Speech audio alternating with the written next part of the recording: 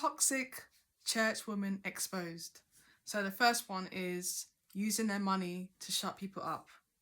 You know, some women in church, they have the nastiest attitude. They don't have any beauty. They don't know when to apologize. You know, they have no self control. But one thing they have is money. And if they're giving all their money to their pastor, their church, and if they're throwing their money around, they feel like, oh, that's going to make moves because they have no integrity and morals. They think that money would make moves. They think that, oh, money talks. They feel like they can be a trashy person. They could be ignorant. They could be selfish. They could be argumentative and a bully. But they think that, oh, you know, if I have money, you know, you go sit somewhere. Like if I got money, you're gonna sit there and shut up because once I give you money, you're gonna bow to me. So they have that mentality. That's why some people are driven by, oh, you know, sow a seed, you know, give your tithes, you know, give your offerings, and they get excited because they feel like, oh, you know what, if I have money, you know, if I just give my money, they will have to shut up. They will just have to stop talking and like, oh yeah, don't tell me about it. Don't tell me about my behavior. Don't tell me how rude I am. I gave you money. Here's some cash, and some toxic women see that and think, oh, that's a good idea. You know, I don't have to be a good person. I don't have to, you know, do the right thing and have morals and treat people with class.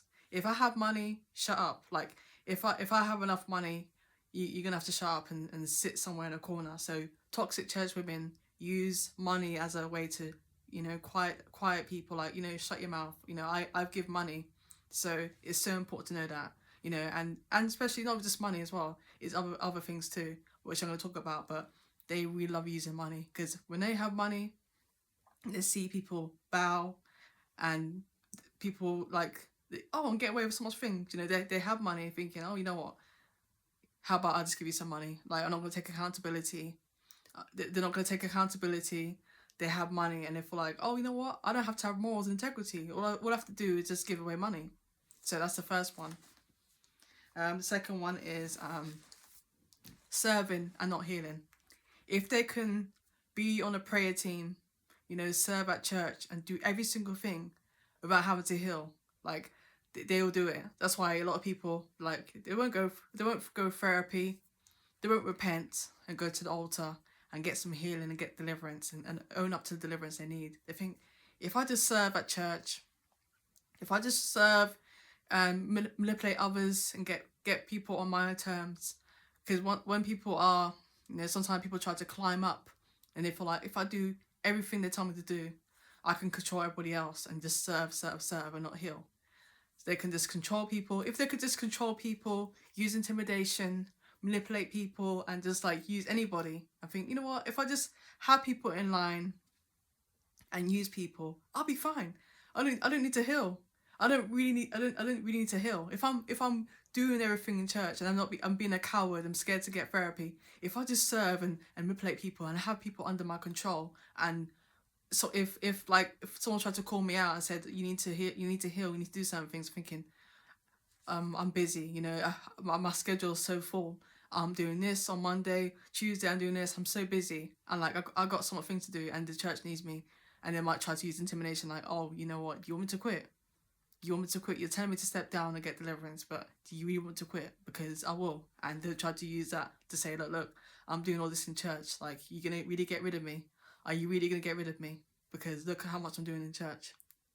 I'm serving and I have people under control, and I'm very needed in this church. So you're telling me about healing. Like, I'm so busy. Like, you need me. So they try to use serving as a way, as like, you know, I'm in church serving from Monday to Friday, and I scare, and even like they use manipulation as well to shut people up and say, you know what, you're gonna be under my control. So the last one is flattery and popularity. If they, you know, if they're close to the leaders and if they're very popular and they try to be friendly and compliment and just try to be like love bombing gifts, you know, it's hard to replace them. So they try to be very, very friendly. They're not going to say to the person, oh, you're stupid, you're that, you're this, you're that. They use flattery. They want to flatter people. They want people to feel good about themselves. And, you know, if they could flatter people and be shallow and just say hello, and then they go like, oh yeah, you're this, you're that, and they stroke their ego, even if the person was not right, even if the person doesn't deserve to, you know, have their ego stroke. it's like they have to. They try to be as friendly, bubbly as possible. Like, oh, they're overly friendly. Like, you know, it's over the top. You know, them being so bubbly and kind is for like silence. Like, you know what?